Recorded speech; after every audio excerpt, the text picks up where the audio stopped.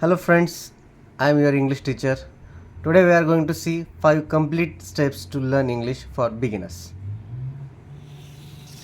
Step 1, Vocabulary building. Guys, listen. इंग्रजी बोलण्यासाठी तुम्हाला काय महत्त्वाचं आहे तर पहिलं म्हणजे व्होकॅब्युलरी बिल्डिंग. प्रत्येक जणाला वाटतं की मी इंग्लिशमध्ये ग्रामर शिकलो म्हणजे मला सगळं जमलं. तसं काही नसतं. व्होकॅब्युलरी ही खूप महत्त्वाची असते. जर तुम्हाला इंग्रजी बोलायचं असेल आणि शब्दसाठा नसेल तर तुम्ही काय बोलणार आहे? नथिंग. ओके, सो पहिल्यांदा स्टार्ट करूया 1000 most common words, daily life words. आता असे कोणते वर्ड्स आहेत जे तुम्हाला एवढ्या प्रमाणात सापडतील आहेत? जसे की बघा, साधे साधे एक्झाम्पल्स बघूया. साधे साधे शब्द आहेत. फूड असेल, फॅमिली असेल, टाईम, प्लेसेस, इमोशन्स, ह्याच्यावरती आपण बोलू शकतो. फूडमध्ये अनेक गोष्टी आहेत त्याच्यामध्ये आपण बोलू शकतो.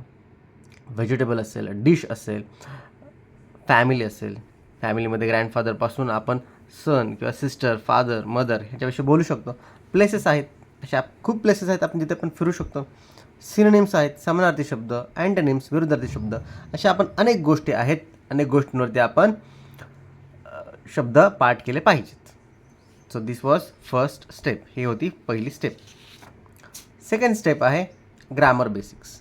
आता इकडे आपण बघूया grammar. Focus only on core topics. जे मेन टॉपिक्स आहेत, मुख्य टॉपिक्स आहेत, त्यावरती आपण फोकस करूया. जसं की tense, articles, prepositions, pronouns, subject verb agreement, हे मेन कोअर टॉपिक्स आहेत. लक्षात काय ठेवायचं, don't try to learn all at once.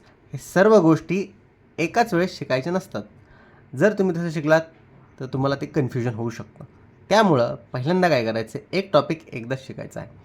Present आज बघायचं, उद्या पास्ट बघायचं, परवा फ्युचर बघायचं. सर्व गोष्टी आज पाहायच्या नसतात. शॉर्ट सेंटेन्स यूज करायचं. I am a student, she is playing.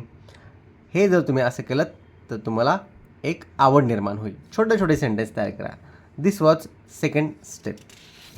Late see step 3, speaking practice. आता याच्यामध्ये काय करायचं आहे, तुम्हाला डेली यूज होणारे सेंटेन्स वापरायचे आहेत. How are you, what is your name, can I help you. असे जर तुम्ही छोटे छोटे सेंटेन्स बनवले आणि तुम्ही मिररसमोर जर प्रॅक्टिस केली तर तुम्ही जास्त प्रमाणात, चांगल्या प्रमाणात इंग्रजी बोलू शकता. Try to think in English. काय करायचं आहे, इंग्लिशमध्ये विचार करायचा प्रयत्न करायचा आहे. फक्त काही जण मुले खूप इंग्लिशमध्येच, मराठीतून इंग्लिशमध्ये ट्राय करतात. तर ट्राय करा इंग्लिश टू इंग्लिश थिंक करायचं. So this was step 3. Step 4 काय बघा, लिसनिंग अँड प्रोनाऊन्सिएशन. आपण ह्याला कधी लक्षच देत नाही. लिसन काय करायचं आहे, English movies, songs, news, podcast. आपण मूवी फक्त बघतो ॲक्शनसाठी वगैरे, पण लिसन टू इंग्लिश मूवीज. काय ते बोलत आहेत ते ऐकायचं. सॉंग्स, गाणी ऐकायचे आहेत. न्यूज ऐकायचे आहेत. पॉडकास्ट नाव, आता आपण खूप लोक पॉडकास्ट बघतो, ते ऐकूया.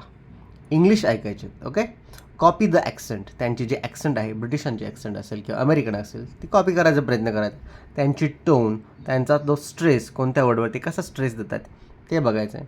आपण यूट्यूबवर पाहतोच, त्याचे शॉर्ट रील्स बघूया, सबटायटल्सने बघूया आणि त्यानुसार आपण प्रॅक्टिस करूया. तुम्हाला जर फ्रेंड्स हा एक शो असेल तो बघायचा असेल किंवा BBC लर्निंग इंग्लिश असेल चॅनल, यूट्यूब चॅनल, तर तुम्ही सबस्क्राईब करू शकता. आणि याच्यावरती असणारं इंग्लिश हे कसं असतं, स्लो इंग्लिश असतं. This was step 4. Now step 5, writing and reading. बघा, तुम्हाला लिहायच्यात आता काही गोष्टी. जेव्हा तुम्हाला बऱ्याच गोष्टी यायला लागतात, स्टेप 4पर्यंत तुम्ही शिकला, तर स्टेप 5 काय आहे, तर रायटिंग आणि रीडिंग. याच्यामध्ये शॉर्ट नोट्स लिहायचे आहेत, डायरी लिहायची आहे, व्हॉट्सअप टेक्स्ट हे लिहायचे आहेत. छोट्या मुलांचे स्टोरी बुक्स वाचायचे आहेत, आर्टिकल्स वाचायचे आहेत. बघा, जे आर्टिकल्स न्यूजपेपरमध्ये छापून येतात ते बघायचे आहेत. तुमचं ईमेल रायटिंग प्रॅक्टिस करायची आहे. एस्से रायटिंग असेल, पॅराग्राफ रायटिंग असेल, ह्या सगळ्या गोष्टी तुम्हाला करायच्या आहेत, प्रॅक्टिस करायच्या आहेत. आणि ह्याच्यामुळेच काय होणार आहे, तुमचं ग्रामर असेल ते इम्प्रूव्ह होणार आहे. व्होकॅब्युलरी हे इम्प्रूव्ह होणार आहे. आणि हे एकत्रितरित्यात तुमचं सगळ्या गोष्टी इम्प्रूव्ह होणार आहेत. सो ह्या सगळ्या गोष्टी केल्यानंतरच आम्ही तुम्हाला एक बोनस टिप देतो आहे. जी बोनस टिप अशी आहे की तुमचं एक डेली रुटीन प्लॅन तयार करा. 15 ते 30 मिनटाचं तयार करू शकता तुम्ही. यामध्ये 5 मिनिटं आहेत हे व्होकॅब्युलरीसाठी द्या, 10 मिनिटं आहेत हे ग्रामर बेसिक्ससाठी द्या, 5 मिनिटं आहेत स्पीकिंग प्रॅक्टिससाठी द्या, 5 मिनिटं लिसनिंग ॲक्टिव्हिटी आणि 5 मिनिटं तुमचं रायटिंग. त्यामध्ये तुम्ही डायरी लिहू शकता किंवा जर्नल लिहू शकता. ह्या अशा दिवसभरामध्ये 20 to 30 मिनिट्स हे तुम्ही खास कशासाठी काढायचे? तुमच्या इंग्लिश स्पीकिंगसाठी. थँक्यू.